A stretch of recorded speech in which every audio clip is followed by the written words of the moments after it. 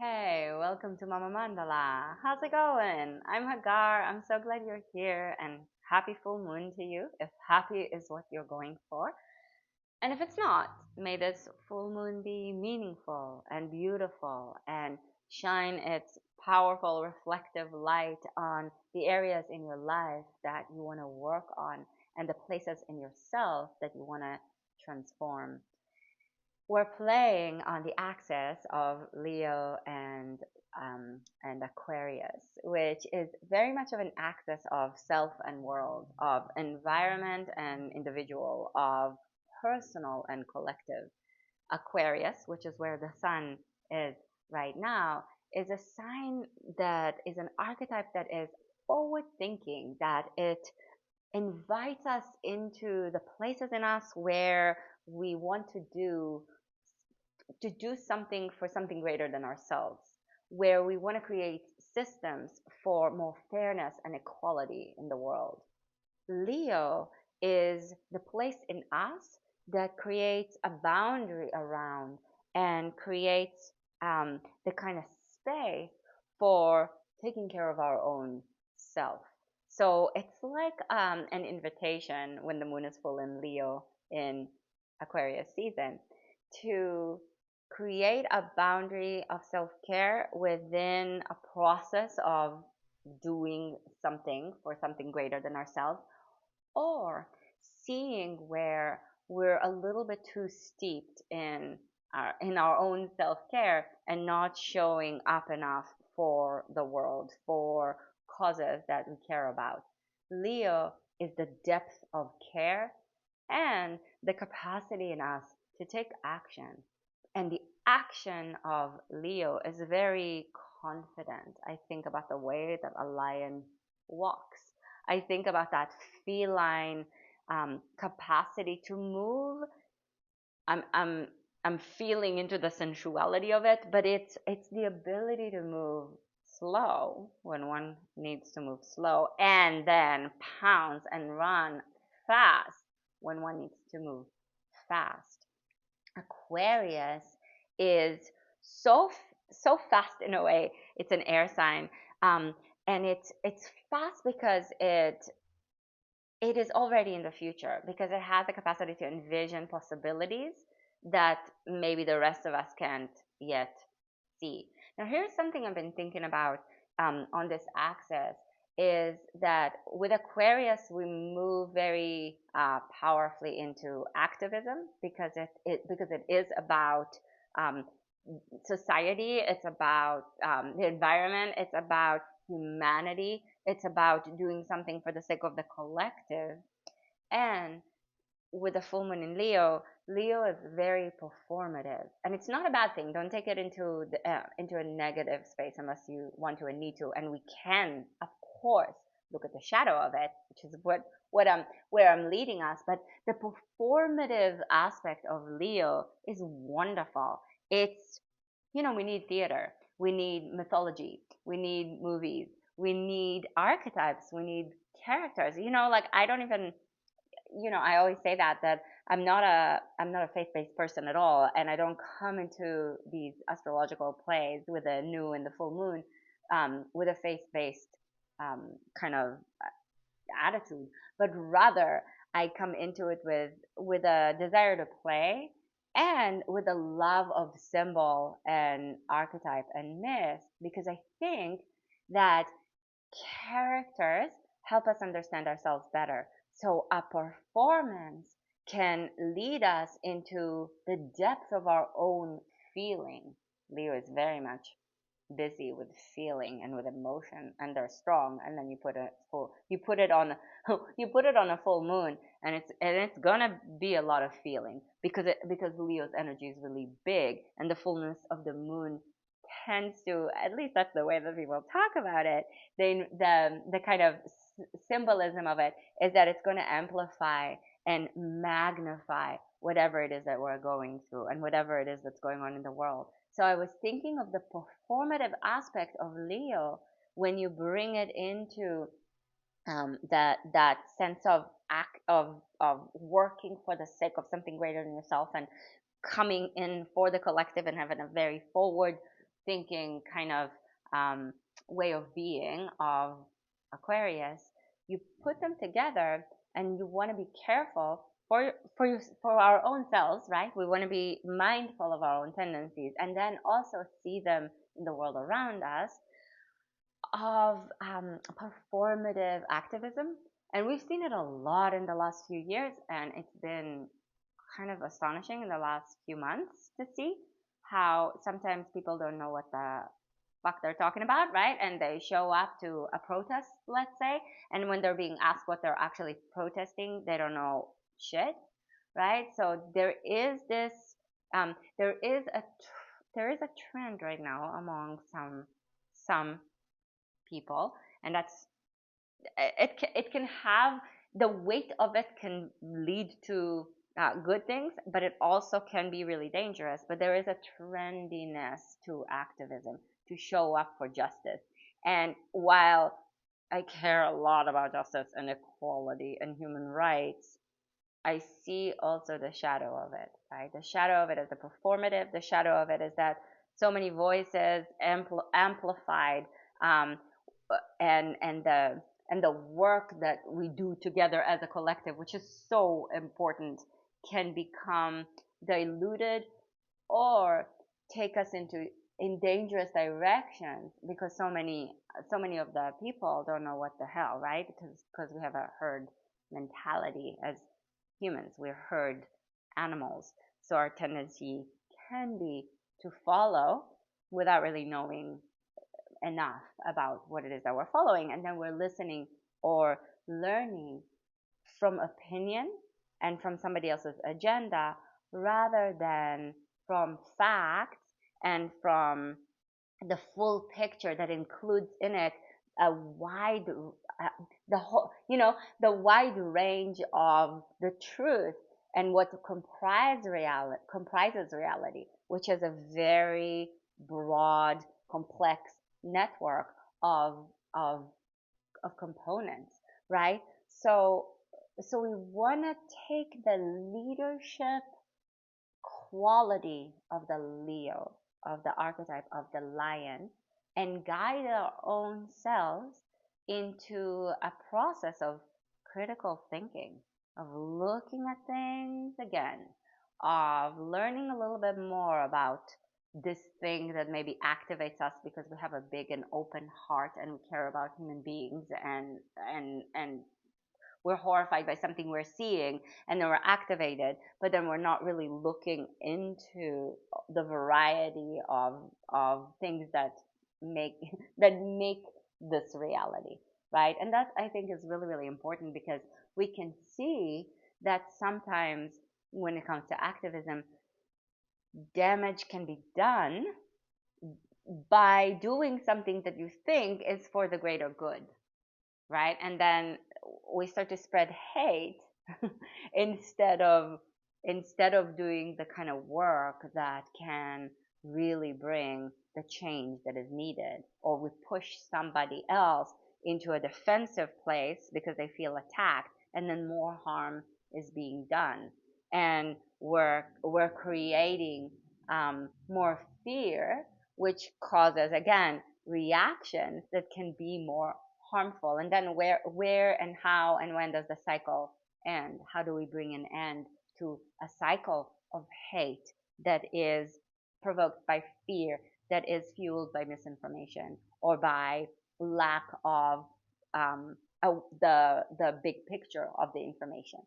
These are just some things for us to think about, and for all of us. I'm not above it. Um, I'm not beyond it. I know I need to do that work. So in a way, what I want to add to the powerful axis of Leo and Aquarius, to the confidence and the leadership of Leo, and to the very important capability of the Aquarius archetype to make the leadership not one person, but rather the collective, that we have to keep moving it around. Leo is very much, I'm in the seat of the leader right now, and it's great. But then, but then Aquarius is like, okay, and now somebody else is. right? And that we have to move it around. So so we want to look at that, and then we want to start to think about those things in the world right now, and add to it the invitation to learn. And if we're bringing to this access the invitation of actual learning, then we start to pause a little bit. Both of these archetypes are very fast moving into action. So I want to take us back to that feline capacity to also move slow, to put our paw down in a place that and feel into it, like that let the sensuality be literally the ability to use our senses to really feel the place we're to really learn more deeply in a wide range, wide perspective kind of a way about what we're dealing with. And then I keep having the image of the lion. I actually have it behind me, but I don't think you can see it. Of Durga, who is a Hindu goddess, and um, she's a goddess who is really powerful, and she's for tough times. Means tough going. Durga means tough going. She's a tough cookie. And she's also very, very beautiful. She has 10 arms, and the reason why she has 10 arms is because she's bringing something new to the picture. When a deity has 4 arms, that means they have an independent function. When a deity has 2 arms, it means they that a part of their identity um, is them being consorted to someone else. And when a deity like Durga, I think she's the only one who has 10 arms, it means that we're entering a, a part of us within the landscape of who we are that can create a new future, that can bring something new to the table. And the vehicle of Durga, why I'm bringing her up, is that she rides a lion. She sits on top of a lion, and the lion is regal. There is something there's something royal about it. But what I'm also thinking of is that it's then if if we take the seat and the on the vehicle of the royal and the regal, and that leads us into a process of self mastery, we want to also remember that the lion is also a beast. So it's about the relationship between the untamed beastly animal nature parts of us and the royal capacity, right, to rule something, to be in charge of something. And it's not about control, it's about integration of all the parts. So we want to leave enough space for the lion to be a wild creature, and we want to tap into the capacity of the lion to be a royal creature that is in charge, that can rule, that can be a leader, that can guide. And we're moving in that space where we're carrying the Durga energy, the tough going. Like she's coming for tough times. She fights demons. She's a demon slayer. She battles demons of stuckness. It's kind of her specialty. The places in us, the places in the aspects of society that are very much stuck, that are tyrannical. So it's both the fascist right and the fascist left, right? It's like it's the ability to look at our own self. Again, we're back in that activism place. To look at the places in us where we're fighting for a cause that we really believe in, but we haven't checked all the facts, and we're kind of like moving a narrative forward that doesn't include all the facts, because then it doesn't serve the agenda that we have. So what are we really doing? Are we really working for justice, or is there something else in there? And she's the capacity to do something differently.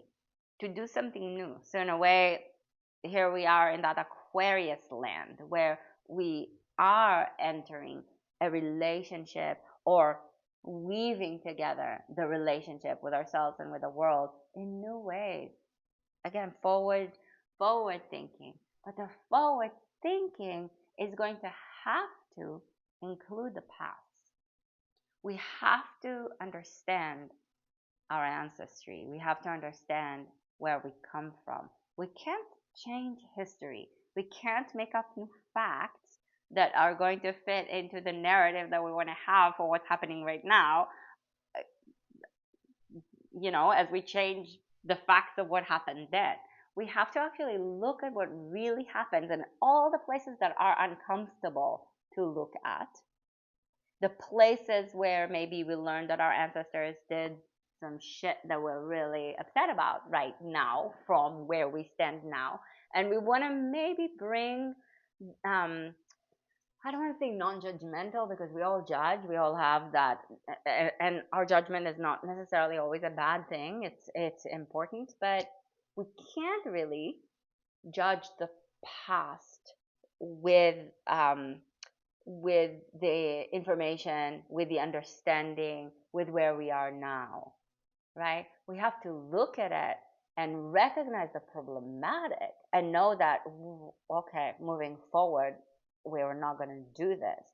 To have, again, critical thinking, but not in a way that is, again, judging it, because we don't know at a different era, at a different time, maybe we would have behaved that way too. We don't really know, So, so we want to look at the past. We want to learn from what the past has to teach us as we create our vision forward, and not ignore, not bypass where we are in the moment, to keep weaving together the braid of time, the way that we are always creatures of past, present, and future. So we're inviting this power of Durga, who rides the lion, to help battle the stuck places in us where we can't really see that there's more to the picture, where we don't want to see that there's more for the picture, where we're so stuck in our own opinion that we don't actually want to learn. So I almost feel like, okay, we're inviting that we can invite, if you want to do it with me, we can invite the power to think in different ways, to soften it's like she's tough going, right? But she invites us to soften the edges of our being. She's a very soft, she has a very soft appearance. She's very beautiful. She's very calm in her composure.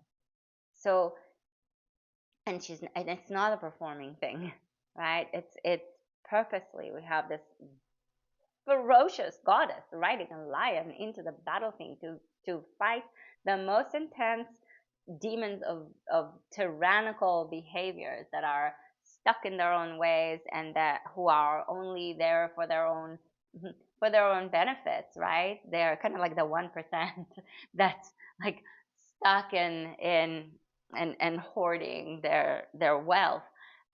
But we're invited, we can, on this full moon, begin a process of, with a big light of a reflective full moon, look at the parts in us as we look at the parts in society. So we're not just going to look at society and be like, oh, they're doing that. No, look also at ourselves and go, okay, where are my stuck places? This is a great season to do that, actually, because we're entering that phase in winter where winter arrives at its peak, right? We're coming toward the middle of winter, which means it's like its fierce intensity is about to hit hard. I live in LA. We don't really feel it here, but metaphorically, symbolically, this is where we are. And it also marks a transition towards springtime.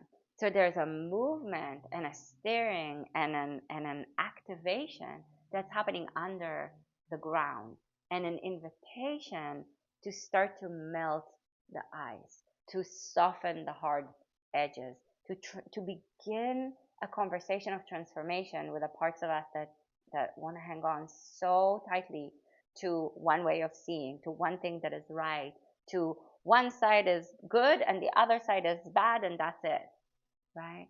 So we can, if we want, come into this full moon with a willingness to look through the reflective light of it at the places where stuckness may occur, and we want to begin to make shifts. And the shift can be small, it doesn't have to be huge. And when we come into it with a Leo vibe, we come into it with a very open heart, with a big heart. And we come into it with a profound care, because Leo's heart is big and it's open and it's caring. It's the heart of everything. It's what's in the heart of this moment that you care about most.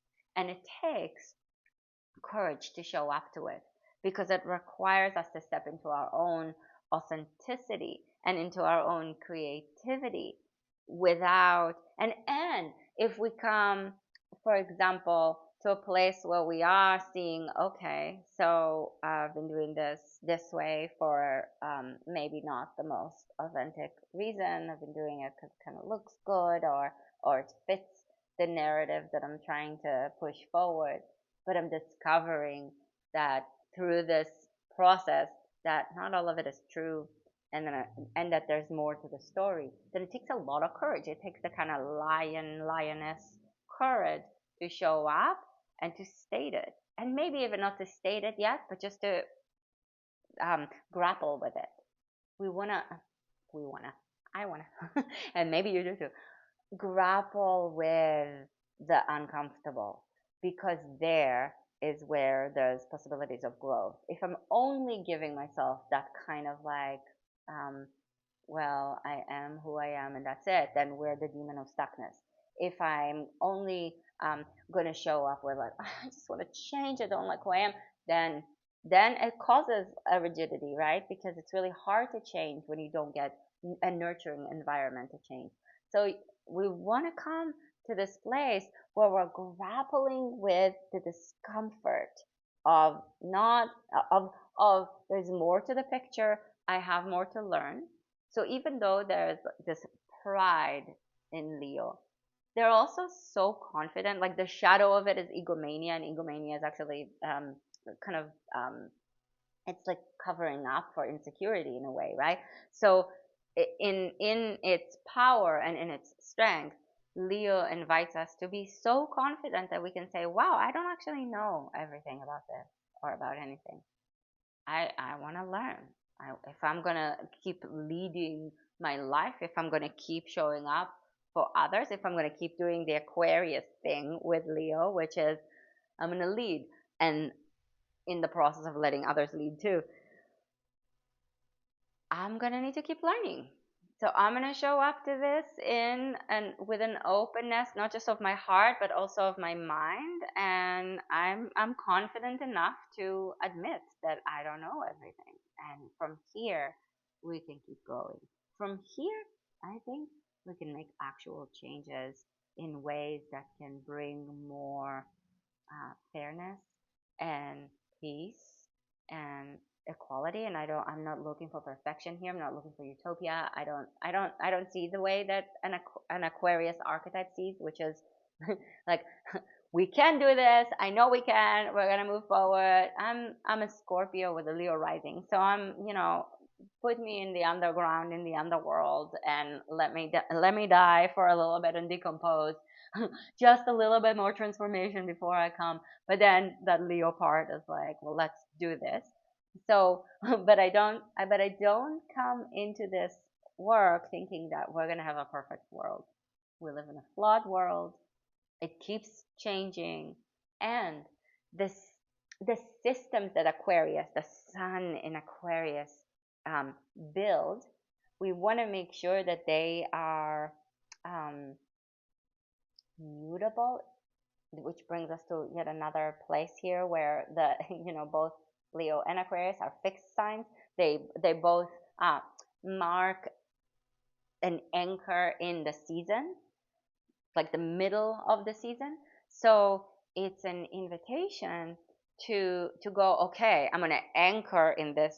I'm going to root myself in this way of being without becoming the demon that Durga needs to come and slay. I'm going to ground myself in the season, in a character, in a way of being, and build systems that support all the things that are needed for myself and for others. And to add to the conversation, to bring the Durga in, to kind of go at it with a yes and kind of an energy, I'm going to bring into this not only the capacity to learn, but also the ability to, I think I lost my train of thought because I was saying so many things at once, but it's an invitation to keep changing. That's what I want to say. That the systems that we build are not going to be rigid. That the systems that we build are going to keep changing with what lives within them, with what pulses within them. It's going to be an alive process that keeps on unfolding. Okay, there's so much more, but I think this is enough. Hopefully, this is giving you something that you can play with, and it's interesting enough for you. And I hope you have a beautiful, beautiful full moon. Really, a full moon that brings you the kind of energy that you need in order to show up in the world in a way that the world needs. Now, if you like this, put a like on it and subscribe to this channel and join us over on mamamandala.com for beautiful ceremonial journeys and courses and writings about all kinds of topics, mythological and current things that happen in the world. And what's coming now seasonally is the somatic ceremony for Imbolc, which marks the middle of winter. That's staring under the ground that we were talking about at some point in this video. So we have a somatic ceremony for Imbolc, and it is comprised of a mythopoetic conversation and an invitation into mythology and symbols and things that symbolize the season in ways that you can bring it into your life and start to think about where you are and where the world is and the actions that you want to take. And you'll get 6 videos with different practices to work with the elements to bring the season into your life. And we work with movement and breath work and mantra and mudra, and it's sensational and fabulous. And I really want you there. It's amazing, and it's all pre-recorded, so you can just do it at your own time. And there's journal prompts.